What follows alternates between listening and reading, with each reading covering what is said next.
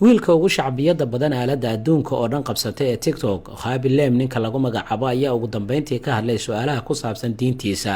Khaby Lame oo shakhsiga ugu caansan baraha bulshada ah ayaa dhawaanahan kaalintaasi kala wareegay Charli D'Amelio, waxaana uu daahu ka qaaday inaanu kaliya ahayn ruux muslim oo ku dhaqa diintiisa Islaamka, balse waxaa si cad u sheegay inuu yahay xaafidul Qur'aan.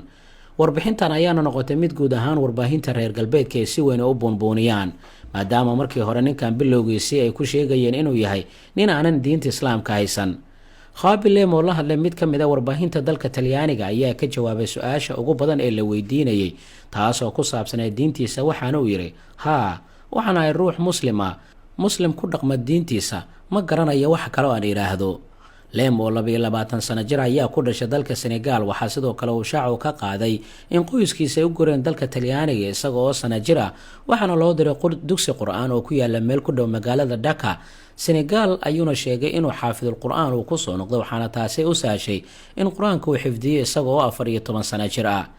Xidiga reer Senegal ee TikTok gacaanka ka ah Khaby Lame ayaa hadda wuxuu yahay qofka ugu followerska badan marka la eego aaladda TikTok dunida oo idil, waxaana bartiisa ku xiran sida la sheegay dadka ugu badan ee aaladda TikTok isticmaala, isagoo wax kelmada aanan odhan, waxaana uu dhaafay gabadha markii ugu horreysay ku jirta kaalinta koowaad ee Charli D'Amelio. Lame waxaa hadda uu haystaa 142 milyan iyo bar, waxaana sidaas uu ku galay kaalinta koowaad ee dadka ugu followerska badan aaladda dunida laga isticmaala ee TikTok marka la barbar dhigo gabadhan oo haysata 142 milyan dhibic 3.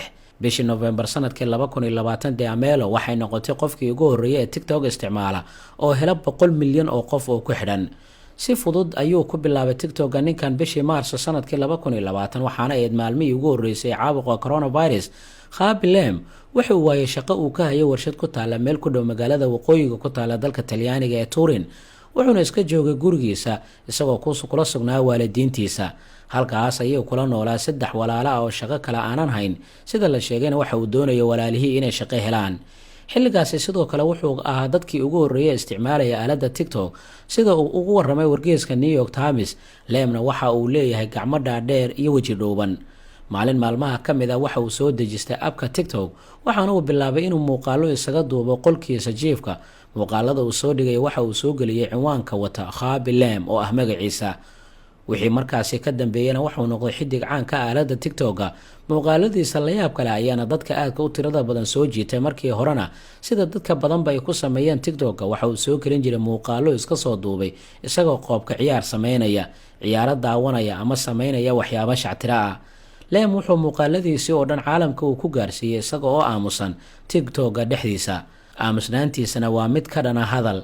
Fikrad ayaan la imay sababtoo ah waxaan arki jiray muuqaallo wareegaya, waxaana jeclaystay in aan ku soo daro aragti wax fududayn karta, ayuu yidhi kadib markii waraysi uu siiyay telefishinka CNN ee dalka Mareykanka. Sanadkan ayuu isbeddel la yimid kadib markii uu bilaabay in uu majaajilo ka dhigo xeelada la xiriirta noloshiisa, uuna muuqaallo ka soo diyaariyo isaga oo ka falcelinaya ficilo dad kale ay sameynayaan.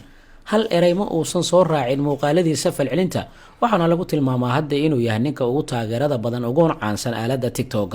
Waa xaafidul Qur'aan haysta diintiisa Islaamka, sheegayna inuu ku dhagan yahay diinta Islaamka.